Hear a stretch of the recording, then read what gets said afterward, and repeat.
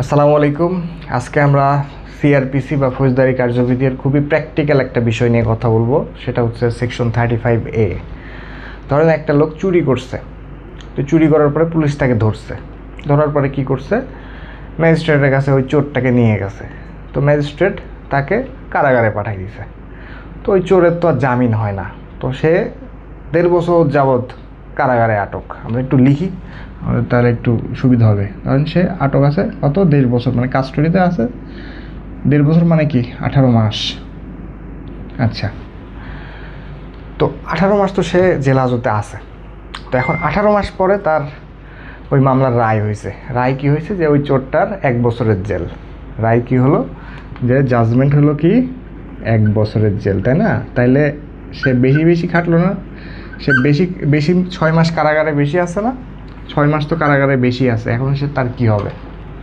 তো section 35A বলতেছে, একটা লোক যদি কারাগারে বেশি দিন থাকে, তার জাজমেন্ট যতদিন দিছে তার থেকে বেশি দিন থাকে, তাহলে তাকে সাথে সাথে মুক্তি দিয়ে দিতে হবে।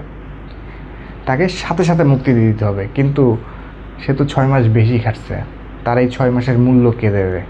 তো কোর্টে আসলে আমাদের এই লিগ্যাল সিস্টেমে তাকে কোনো ভর্তুকি বা তার কোনো ক্ষতিপূরণ দেওয়ার কোনো সিস্টেম রাখে নাই। কিন্তু একটা জিনিস রাখছে, যদি এমন হয় যে চোরের যে শাস্তি 1 বছরের সাথে যদি কোনো অর্থদণ্ড শাস্তি দিয়ে থাকে, যে এত টাকা অর্থদণ্ড, তাহলে এই অর্থদণ্ডটা মওকুফ হয়ে যাবে, সে যদি বেশি দিন জেল খেটে থাকে।